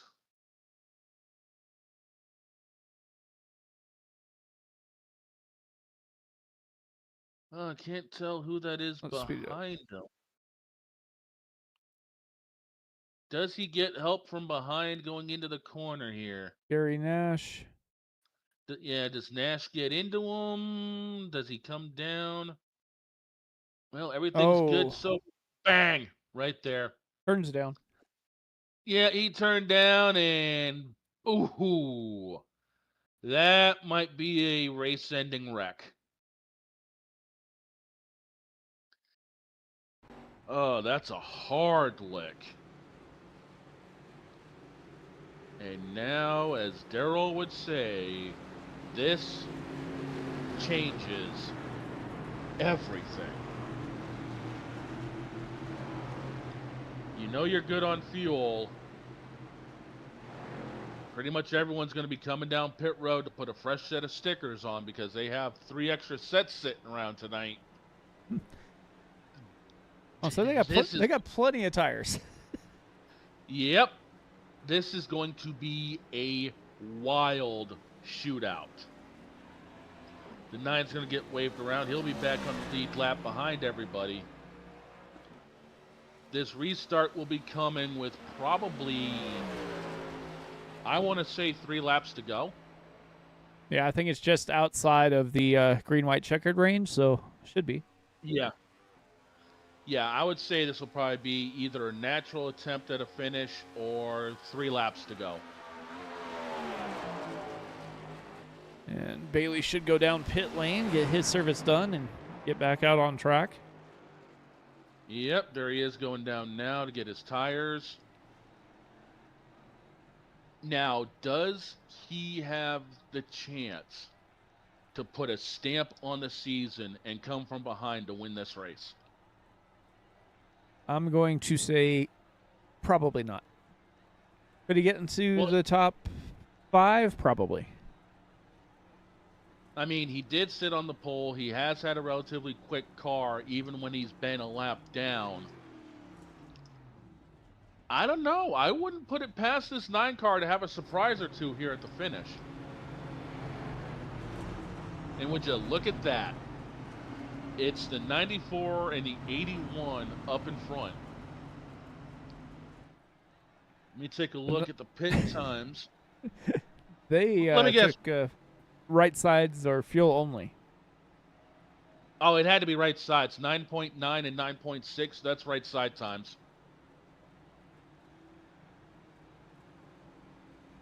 So they're gambling on 2 tires to win this thing compared to everybody else behind them on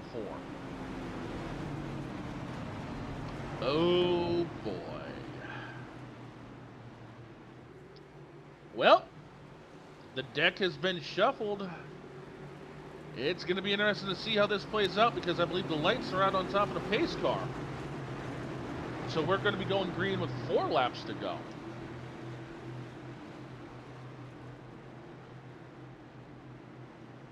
Yeah.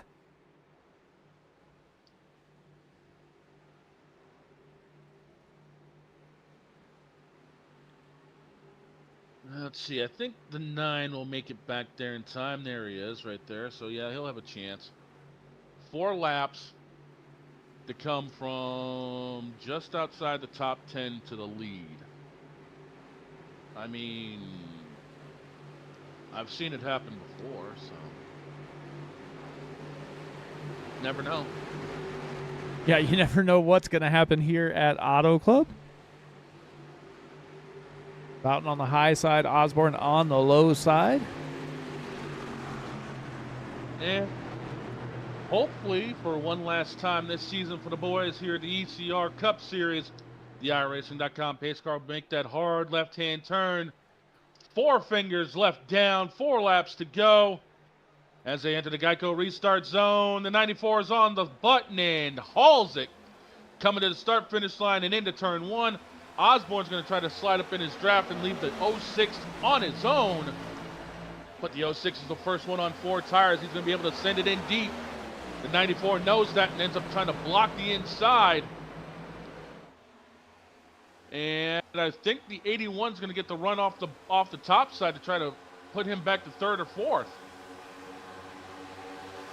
Here comes Osborne challenging the 94 for the lead. Osborne just sent it and said, I want to win this race. 4 laps to go, going to be 3 when they come to the line. Boughton in 2nd. McCall, Burden. And don't look now, Kent Mueller pulls out, tries to get P4. Yeah, Mueller's going to try to get P4, but here comes the 94, sending it hard down into turn 1, telling Osborne, whatever you can do, I can do better.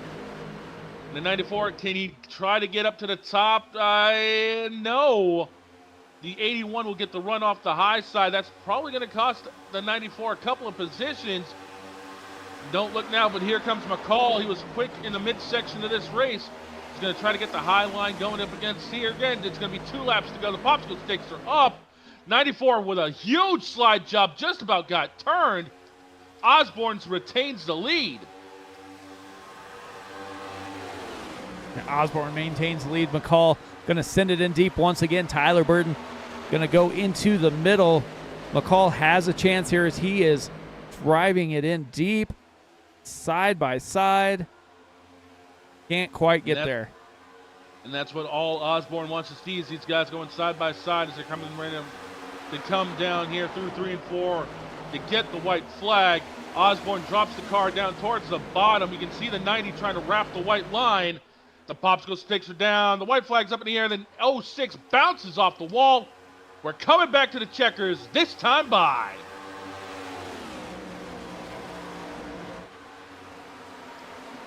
Here comes the 94. He's going to send it in hard up against Osborne. Osborne's going to try to make that high line stick. The 94 is still trying to make that inside run. Cannot get there. He's got to regroup quick. He's going to try to make that run on Osborne. Osborne trying to throw the block. Here comes Adam trying to get to the top side. He sends Osborne down to the bottom. We are going to get one of those crazy California finishes. Osborne's going to get a huge run coming out of turn number 4. And it's going to be Osborne picking it up. Osborne wins in California. Osborne goes from no fuel to victory lane here. A massive recovery drive by the driver of the 81 Chevy, John Osborne. Osborne, Bodden, and McCall, your top 3. Shout out Ryan McCall. 10 positions gained this race. And how about Tristan Bailey, 4th? Yeah, that was a heck of a run there by Tristan Bailey. Kind of hung out.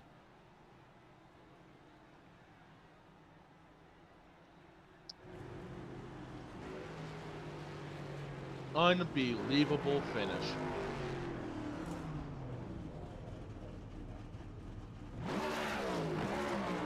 As the 81 burns it down to celebrate one final time here for the ECR Cup Series, picking up the win at Auto Club Speedway. That was definitely something. Yeah, most definitely was something there.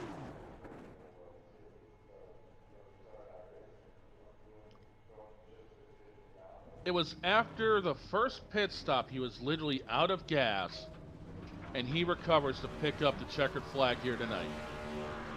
A heck of a run. And I believe we have another celebration currently going on here on the front stretch, and that, well, actually here in Victory Lane, as the 9 has decided to smoke up the Victory Lane to celebrate his championship. And we have dueling burnouts. Why not? Season championship and a race win. Yeah. All right. See if we can get Brian McCall in here for an interview for you.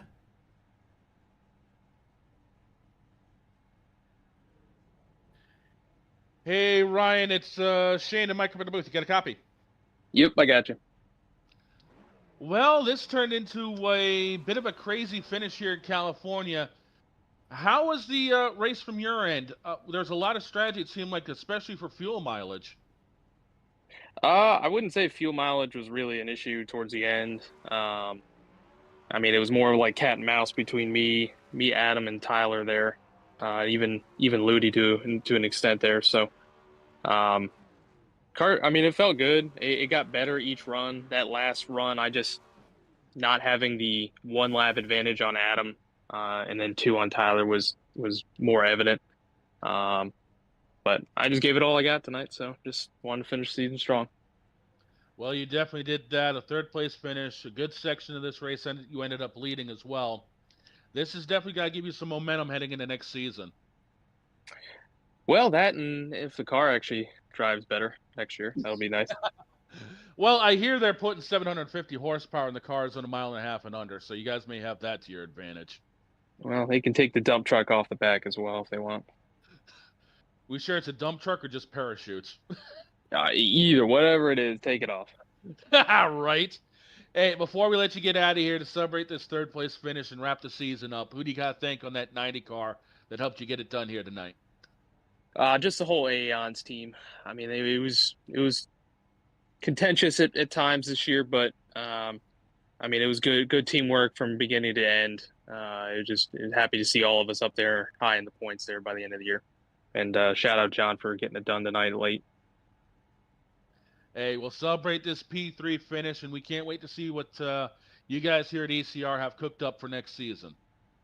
Yep, absolutely.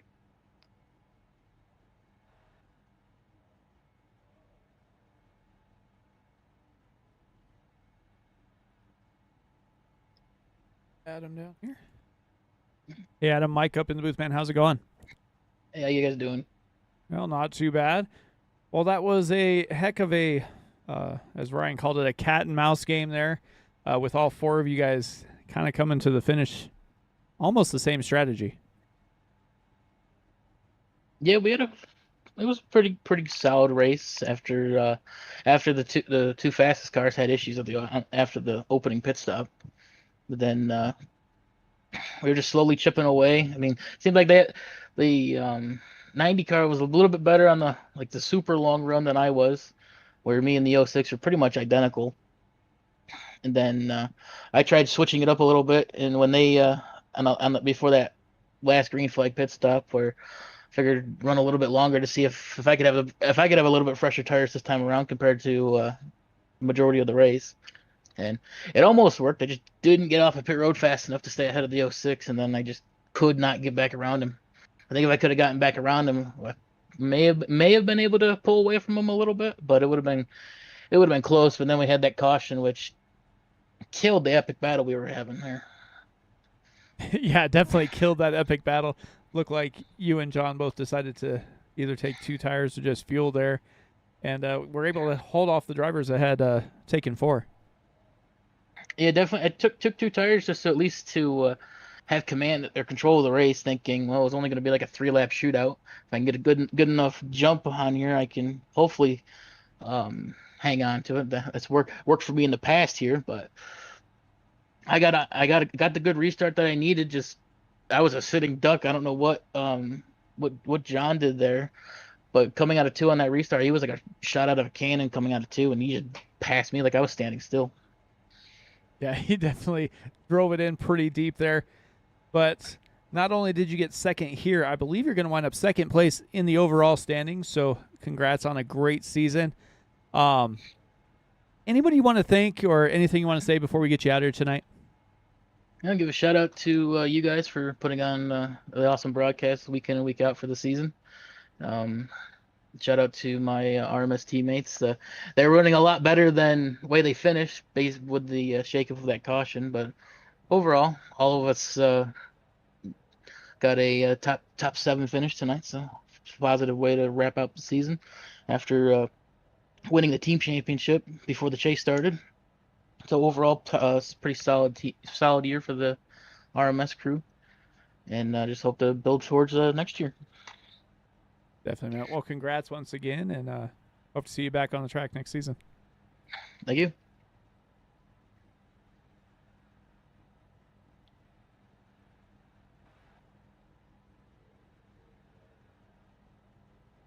All right, I'll get John down here for you, Shane. Hey, John, it's Shane and Mike up in the booth. You got a copy? I am here, gentlemen. Not only are you here, you're in victory lane, Bubba, and that was probably one of the best drive backs we have seen all season, from pretty much out of fuel to victory lane at the end of this. Talk about an up and down night, dude. What was going on for you? Man, I wasn't. It was my fault early. Yeah, me and my teammate Tristan were in a conversation um, about a couple different things, and I thought I had one more lap than him, and so he went down pit road, and I'm like, oh, I have one more lap. I'm good. I'm good to go around because I wanted that extra, just a little bit of fresh tires, and so I pulled up my fuel, and I'm like, .2, and I'm like, oh no. So I entered one and just coasted, and then kind of coasted down the back stretch, and then I really didn't even pick the throttle up till I, started hitting the brakes so I could get onto pit road, just so I could keep momentum at 55. And then it got down to 52 and just started stalling. I was like, well, I don't want to leave it in gear, so I just had to put it in neutral. And then I was like, well, maybe we'll get a caution, but everybody was so spread out. I'm just like, man, I'm just gonna have to send this thing. And I was like, well, maybe me having a couple of fresher lap tires, it won't make a difference in the early part of the run when, the draft is largely in play. But maybe toward the end of the run, if I try to run the bottom most of the run and then maybe with 15, between 12 and 15 laps left in the run, kind of move it to the high side, I think I can make up some time. And man, I was making up, 4 or 5 seconds, those two runs. And so when I came out on that, after that last pit stop, and I was only like 3.5 back, I was licking my chops. I was like, oh, I'm just going to do what I was doing. I'm going to let them battle up there and just slowly eat it away. And I'm just going to bide my time. I'm not going to overdrive the car. Once I get some draft, it'll be fine. And we got up there, but then that caution came out, and I'm like, oh my gosh, what do I do here? Do I take 2? Do I take 4? I feel like 2's the call because I had a few lap fresher tires in those. I think a lap or 2 fresher tires than the guys ahead of me. I was like, maybe my left sides will be good enough. I'm gonna take 2. Hopefully, I'll get out at least on the front row. And man, I did not lift in 1 and 2. I was not lifting. I had Ryan behind me, and that was the run I needed to be able to enter 3. And I just was praying, boy, it would stick down there so I could drive it up to the wall. And I was like, please stick. And it did, man. I pulled away, and I was just like, oh my gosh. I was like, if I can stay on the high side and Adam does not clear me out of 2, then all I got to have is one more clean lap and I'm good. And man, I ran just about as perfect a lap as I could. I knew the bottom was going to be the call in 3 and 4. You just give up a little too much time, even though you can get a bigger run coming out of 4 off the high side. With everybody pushing as hard as they were going to be pushing there on that last restart, I was like, I got to send it in on the bottom. And just since I'm the leader, on that last lap, I was like, I think I'll have enough space to drift up to the wall and not hit it. And it did, and it stuck. So, man, what a race. That was probably one of the best comebacks that I've ever had. Regardless if that caution comes out, I still think I might have been able to fight for the win, but I definitely prefer how it ended up. Yeah, So, yeah. We were keeping an eye on things with the front 4, and there was a couple of times I noticed that what was going on with you back there, and I kept saying, don't look now. That 81 is starting to lurk a little bit. And then once you got around Ludi, I was like, okay, now this guy's going to be one of those to contend. And the caution came out and flipped everything. yeah, I just felt like the 2 tires had to be the call. I knew Adam was going to take 2 because he always does. And so I was just like, if Adam's going to take 2, I got to take 2 with him because clean air was just going to matter more than anything. Like you get behind a car, especially this car with the way they have it set up right now, you just get so tight. And if you got a car that's running a different line than you and you go across their wake, it'll just send you up to the wall and you just can't turn it. And I was like, whatever I need to do to be able to, to get out in front of him or not be behind him. I did not want to be behind him at whatever regard. And so I just made sure wherever he went, I didn't go.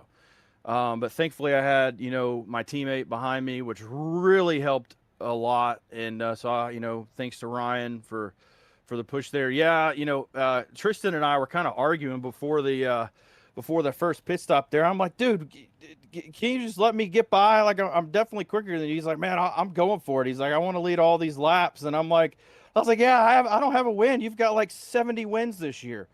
And so, that was really the reason, because I wasn't paying attention. I usually would pull up my fuel ticker, when I get the 2-lap warning, and I didn't even hear it. I never even heard it. And so, but man, I got to say congrats to him. One heck of a season he had, man, leading all the laps that he did, the dominance that he put on. I think he just basically had to start the race tonight, and he had everything locked up. He was dominant. What do you have? 8 wins total? 7, 8 wins? What do you have? Something like that. Yeah, I think it was 8. wins, 6 poles. I would consider that just a dominating season. He's fast, man. He's always been fast. So absolutely deserves it. Congrats to him. It was fun celebrating with him there at the little victory oval on the front stretch there. But I don't. I know he got a speeding penalty. I'll take some of the blame for that because me and him were arguing back and forth. I hate that happen, but I'm glad he got back on the lead lap. At least get to finish on the lead lap. So, but man, I'm so excited. Thanks to Adam for putting on this league. It's so fun. I wish I could have, competed a little bit better in the playoffs. I don't know what was going on. I don't know if I had some settings wrong. I kind of tweaked some stuff, a couple days ago, and obviously it made a difference because I felt like back to my normal self tonight. But thanks to Adam, Kent, for the league they put on. I've had a blast. I think this is my 3rd season in here. It's been a lot of fun. Can't wait, for next season. Maybe we'll change some stuff up, kind of make it a little bit more dynamic. Not that it isn't now. I'm just saying because I don't like the win in your end stuff. So that, once you get in, you're racing for points. I love that. So I hope they keep that for next season. Thanks to my team, Eons Motorsports. We work very well together. We always share data back and forth. I know Brian had a really good car, especially on the long run, just managing his stuff. He was probably going to get that win if it stayed green. I was hoping that maybe I could get up to second and finish behind him, but the caution changed all that. So thanks to the team. Thanks to you guys up in the booth all season long. I know you probably had some special guests here and there, so appreciate everybody that's done this. And then one last one is my mom and dad. My mom is dealing with a lot of health stuff right now. Mom,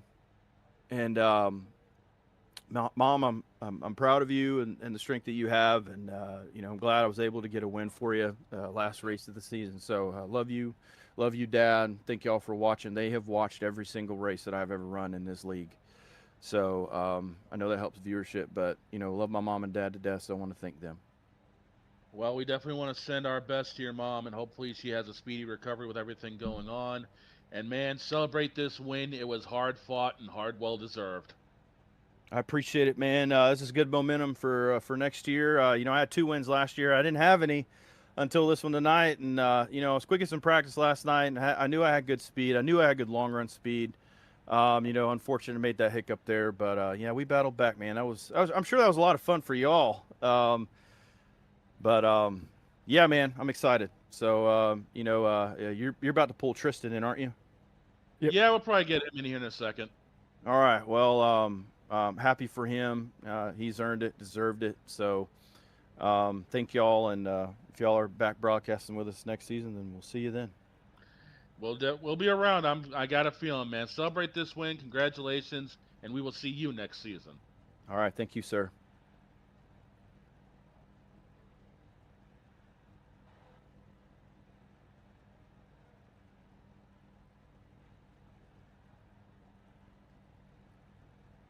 Hey, Tristan, Mike up in the booth, man. How's it going? What's up? Well, not too much. Lucky caution came out and got you another top 5 finish, but heck of a race. Anyway, you were racing basically to stay on the lead lap multiple times, and we're able to do that. How was it racing out there in this next gen? It was kind of weird. I felt like I was faster at the beginning of the run. Not at the beginning of the run, the beginning of the race. I guess just because of the time difference, maybe. I don't know. I just felt more, I guess, speed-wise faster. I guess it just seemed like once the sun went down, it's just a different type of track, and I don't know what the hell John figured out in the high lane, but he gained 11 seconds this race. 11 seconds on green flag lap. So hats off to him. I was hoping maybe he would have stayed green though, because I think Tyler probably would have got it. Yeah, it definitely was turning out to be one heck of a race there with everybody coming together about the same time. And that caution, of course, threw everything out the window. But you had the championship wrapped up from lap 1, basically. You had a hell of a season. You had 6 poles, 8 wins, led, well, up until tonight, not including tonight's race, you led 36% of the laps run in this league this year. Pretty good stat. Pretty good. I mean, you had the dominant ride all season, and you brought home the championship. How does that set you guys up for next season? Sets it up pretty good. You know, it just, I guess I found a better grasp with this next gen. Like I said, I was never really a fan of it when it first came out. Still not really a fan of it because the dirty air, you know, is really, really bad with it. But I'm surprised it produced this good of racing as we had tonight. But I'll take it, and it was actually pretty fun. Yeah, it definitely seemed like it. Looked like Tyler was trying to throw all the dirty air he could to stay up front. Wound up with a P5 finish, but you guys, as a team, ran fairly well. See a lot of you guys up inside that top 10 week in and week out. So congrats on that as a team as well. But before we get you out of here, anything you want to say? Any congratulations or anything at all? Floor's yours. Congratulations to Congratulations to John for the win. It's his first win of the season, and he's got some stuff going on. So you know, proud for him to get that win. Thanks to Adam for the league, y'all broadcasting, and also thanks for Stan and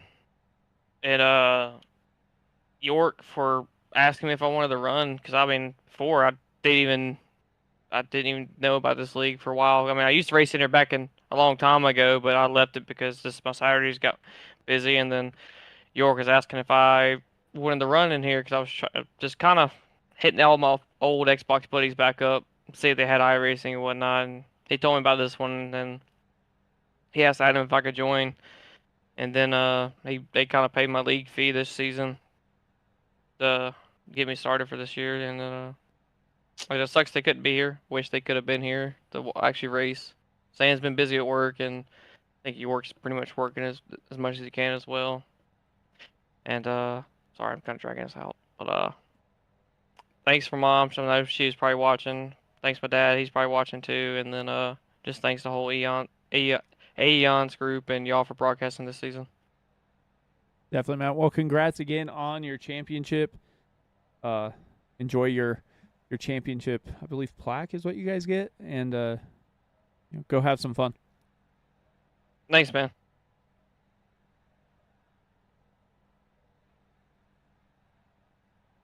All right, so with that, let's go ahead and go through the race results real quick.